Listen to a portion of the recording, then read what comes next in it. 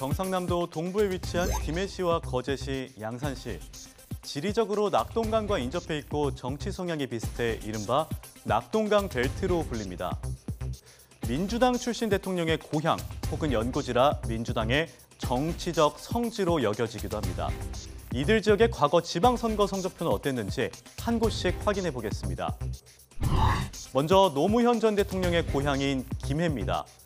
김해시장은 1회 지방선거부터 4회 지방선거까지 연속으로 국민의힘 계열의 시장이 당선됐습니다. 하지만 노무현 전 대통령이 퇴임 후 봉하마을로 돌아온 2008년부터는 표심이 바뀌었습니다. 5회 지방선거부터 7회 지방선거, 그리고 한 차례 보궐선거까지 포함해 4차례 연속 민주당이 이 지역을 차지했습니다.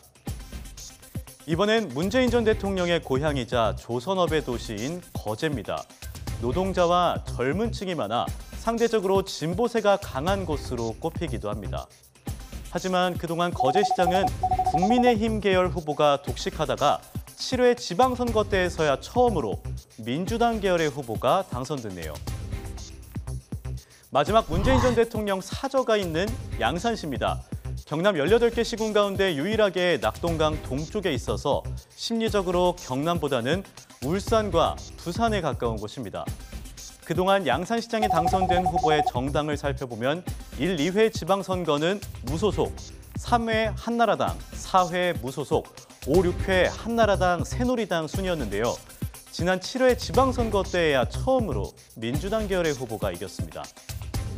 전통적으로 경남은 보수 성향이 강한 지역이지만 직전 지방선거 때 낙동강 벨트에서는 모두 민주당이 승리했습니다. 하지만 지난 20대 대선 민심은 사뭇 달라졌는데요. 경남 18개 시군 가운데 민주당 이재명 후보가 이긴 곳은 단 한 곳도 없었습니다. 낙동강 벨트에선 이재명 후보가 40% 득표를 넘기며 그나마 선전했지만 이 역시 판세를 뒤집지는 못했습니다. 이번 기초단체장 선거는 어떨까요? 김해에서는 민주당 허성곤 시장이 3선 연임을 노리고 있고 국민의힘 홍태용 후보는 첫 시장 도전에 나섭니다. 거제는 3파전 양상인데요. 민주당 변광용 현 시장, 국민의힘 박종우 후보, 그리고 국민의힘 경선에서 탈락한 뒤 무소속으로 출마한 김한표 후보의 대결입니다.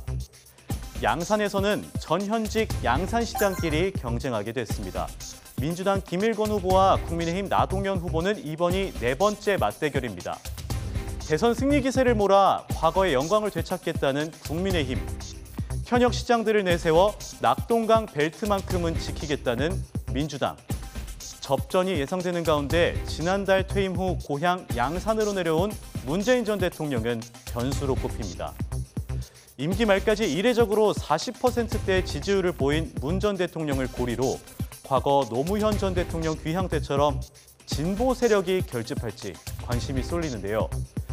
경남 최대 격전지로 떠오른 낙동강 벨트에서 이번에 웃는 쪽은 어딜지 YTN 선거방송에서 함께 확인하시기 바랍니다.